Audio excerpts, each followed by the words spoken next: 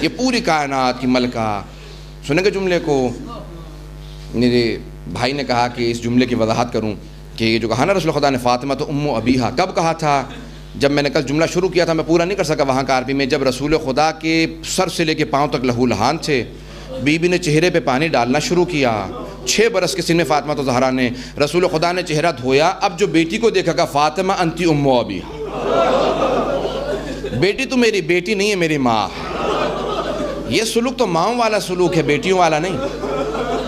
کیا مطلب ہے؟ فاطمہ تو ام ابیہا، اپنے بابا کی ماں. 7 معنی لکھے ام کے. میں ذرا 2 دلیلیں پیش کروں گا. 7 معنی فضائل کا جملہ بھی ہے، مصائب کا. فضائل سن لیجیے گا، میں آگے مصائب فضائل دونوں پیش کرتا رہوں گا. ایک مرتبہ جملہ کہا کہ ام، بہت سے چیزوں کو ام کہا جاتا ہے. ماں جسے آپ کہتے ہیں ام ابیہا، ام.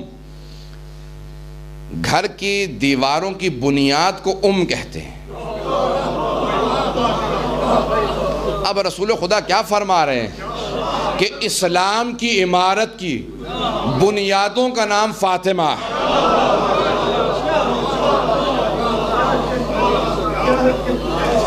فاطمہ.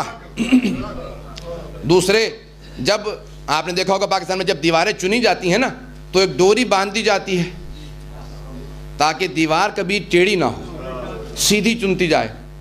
اس رسی کو بھی جو ڈوری لٹکا دی جاتی ہے اسے بھی عربی میں ام کہتے ہیں.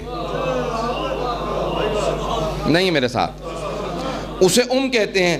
پیغمبر کیا فرما رہے ہیں کہ اسلام کی دیوار تب تک سیدھی چلے گی